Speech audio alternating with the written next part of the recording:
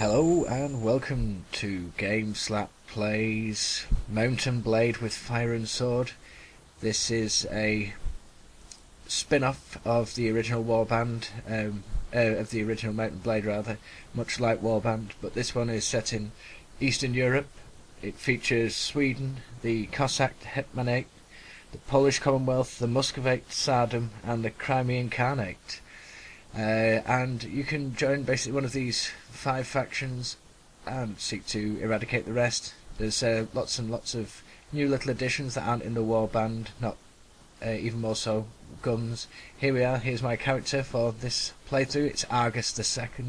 Anyone who's watched the Warband videos know that Argus, his grandfather, is fighting in that.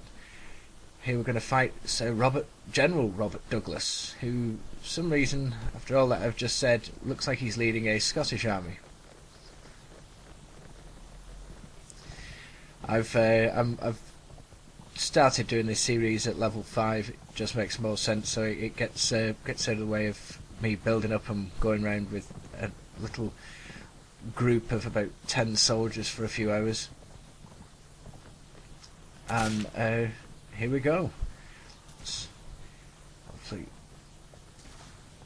we will become well versed in shooting. I came to the conclusion as well, some of the swords in this are a lot different than they are in Warband and the original Mountain Blade.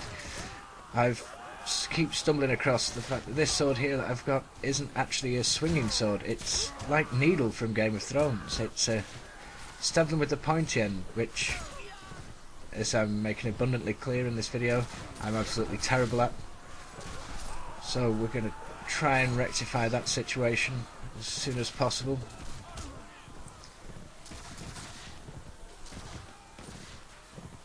What I like especially about this version of Mountain Blade is that it's very colourful. The various soldiers are all dressed in their finery. It's very English Civil War in the fact that I look like one of the Cavaliers, or even a musketeer for that matter, which is what I've tried to go for. I have noticed, I've not seen one before, but someone was just charging with a lance then on horseback. That would be something I hope I never will have to stumble across.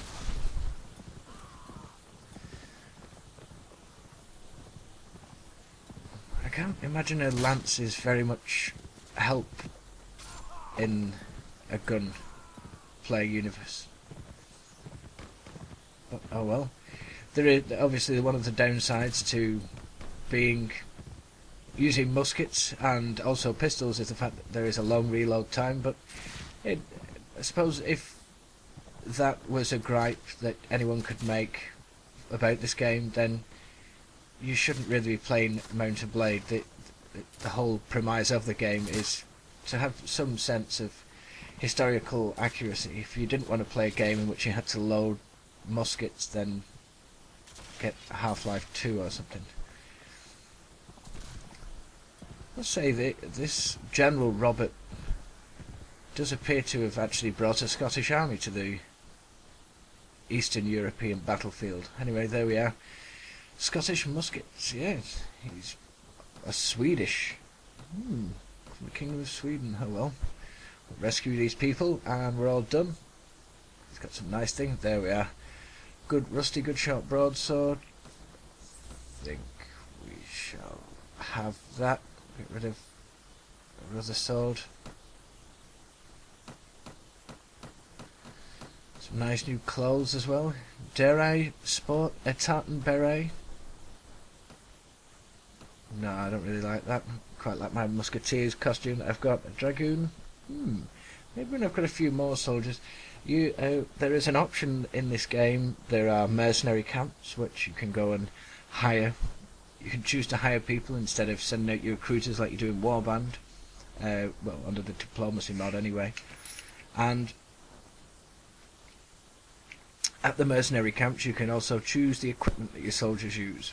I'm not sure if you can actually change their clothes, but if you can, then I think we shall actually become a multicoloured army eventually.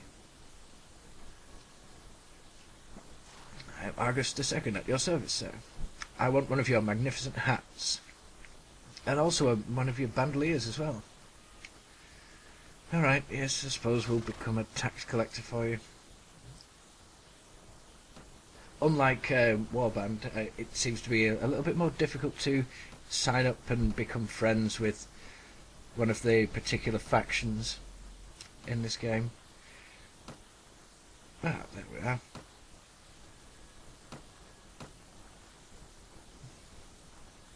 At the minute, I've just been roaming around this Eastern European area, and I've been doing a light bit of looting of the Kingdom of Sweden's villages, I'm assuming. We've not attempted to invade any castles yet. It doesn't seem really like the right time. Ooh.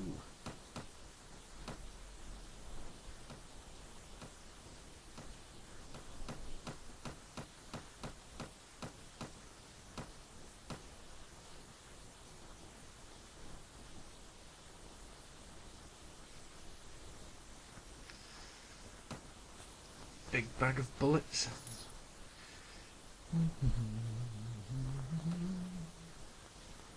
Let's get some smoked fish. I'm not sure if Calaldria is a much better off place, but every village I seem to have been to in this game so far seems to be lacking in food. They all seem to eat smoked fish and very little of it. Let's see if I got any. I've got lots of quests that I have to do. Let's see, where should we go?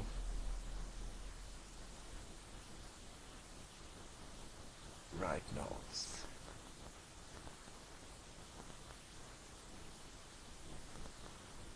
Here we go. Oh, someone's coming. The King of Sweden. There's lots of people from Sweden. Halt.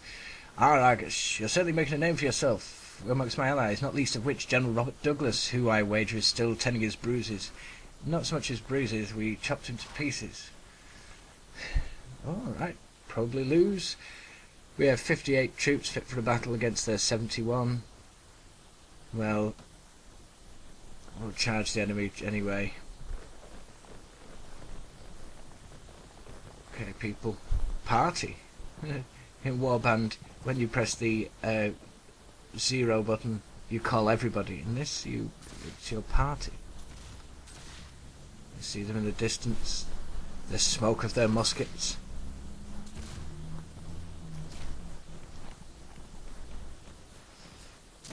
Next time, for episode 2 of this video, I'm really going to have to reallocate all of my units to different buttons, because I do that in Warband. I have all my favourite units and my bodyguard units, my cavalry units all separate, so that I can allow them to come into battle as and when necessary. I have a feeling that just whilst we're going through this, that this battle isn't going to go well. These blue soldiers seem to be far too heavily armed. Far too heavily armoured. And also I think leaving my soldiers so far away would be costly to my cavalry. Oh dear, they're mercilessly coming on. There we go, I've tasted my bullet. He's coming after me. How did he manage to just stroll right through my infantry's ranks?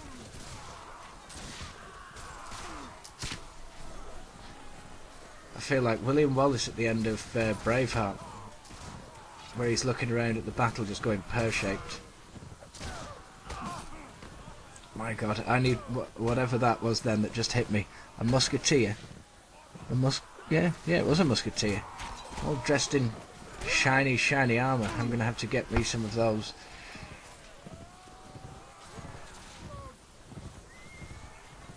Well, at the minute it looks like the battle might be going in our favour-ish. Or is it? No. I'm not enjoying the amount of units we're losing in this battle. I've read some articles online about this game, and people have complained about the accuracy of some of the weapons as well, which again I can't really understand.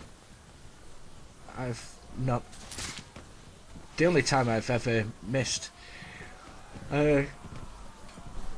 firing my musket, which I do probably about 80% of the time, is generally because I'm trying to shoot somebody who's on horseback. You have to expect that that's going to be quite difficult with a musket whilst you're also riding on a horse. Oh well. Retreat. I've got a feeling that we're not going to be retreating. The battle was lost. Your foes, you're taken prisoner. Goodness. The Poles have defeated me. I think that'll be a good time to call time on Mount and Blade with Fire and Sword episode 1. Yes, stuck at Novgorod. We shall return to the mercenary camp just outside of Moscow, where we will return for episode 2 next week. Thank you very much. Goodbye.